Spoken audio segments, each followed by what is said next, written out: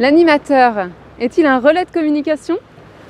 Vous est-il déjà arrivé qu'une personne se confie à vous quant à un de ses problèmes du quotidien? Est-ce que vous êtes régulièrement sollicité par votre public pour lui prêter une oreille attentive? Artisan du temps libre, bonjour! Tout d'abord, je t'invite à cliquer juste en dessous ici pour t'abonner à la chaîne et rejoindre la communauté grandissante des animateurs sur YouTube. Alors oui, l'animateur est parfois une vraie antenne relais. Et je remercie Céline d'avoir soulevé ce point en commentaire, parce que c'est vrai que c'est un sujet qu'il est important d'aborder. Alors oui, parfois les résidents vont dire des choses à l'animateur qu'ils n'osent pas dire aux soignants ou encore à leur famille. Du coup, vous allez vous retrouver un peu dans une posture délicate, où bien évidemment il faut accueillir ce que la personne a à dire sans y mettre votre interprétation. Vous devez prendre les propos de la personne tels quels, pour être sûr d'avoir bien compris ce que vous dit la personne, parce que parfois ce sont des choses importantes que vous allez être amené à retransmettre. Prenez le temps avec cette personne de bien reformuler, de bien redire, en disant « si je comprends bien, vous me dites que… » Par exemple, vous allez pouvoir dire « si je comprends bien ce que vous me dites, quand cette personne vous accompagne au moment de la toilette, vous la trouvez un peu brusque, vous voudriez que les choses soient un peu plus légères, un peu plus douces. Est-ce que c'est bien ce que vous dites ?» Vous vérifiez en fait que vous avez bien compris le message, parce qu'on on a tous des milliers de schémas dans la tête et donc des milliers d'interprétations possibles. Une fois que vous avez terminé votre conversation avec le résident ou la résidente, bien sûr, vous allez être amené à transmettre quelque chose.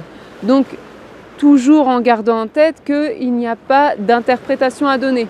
Vous allez donner des informations quant à la nature de l'échange, quant aux émotions de la personne, le contexte, à quel moment la personne s'est ouverte pour vous parler, comment elle se sentait, ce que vous avez pu voir sur son visage, de ce que vous avez vu de son body language. Et donc vous allez amener ça en réunion, mais évidemment en gardant une posture très professionnelle, sans y mettre aucun jugement. Et alors si toi, animateur, animatrice, ça peut t'arriver d'être une antenne relais, n'oublie pas que les soignants peuvent aussi être une antenne relais te concernant. C'est-à-dire que des gens parfois ne vont pas oser te dire les choses et donc vont passer par des gens avec qui à un autre moment donné ils se sentiront assez à l'aise. Il y aura une certaine proximité qui leur permettra de réussir à se dire. Personnellement, ça m'est déjà arrivé en fait que des gens qui n'avaient pas envie de me décevoir, parce qu'ils ne voulaient pas participer à une activité ou à une sortie, pour ne pas me décevoir, préféraient passer par un soignant ou par leur famille ou tout ça. Alors évidemment, après, on prend le temps d'échanger avec la personne et tout ça, en disant que, bien entendu, la personne reste libre de ses choix. Et voilà, mais en tout cas, sachez que ça peut aussi venir dans l'autre sens. Donc, il faut aussi être prêt à recevoir le fait que parfois les résidents font aussi revenir des choses par rapport à notre travail. Alors, pour résumer cette vidéo, la première chose, c'est que l'animateur peut être une antenne relais.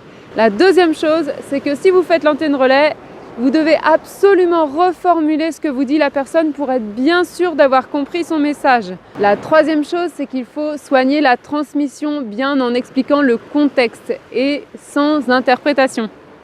Et la quatrième chose, c'est que les autres personnes qui travaillent autour de vous dans votre équipe peuvent aussi être une antenne relais pour relayer des choses que les personnes n'arrivent pas à vous dire.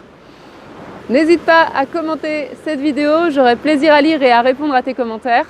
Je te laisse t'abonner à la chaîne pour recevoir chaque lundi et chaque jeudi une nouvelle vidéo. Et moi je te dis à très bientôt en vidéo.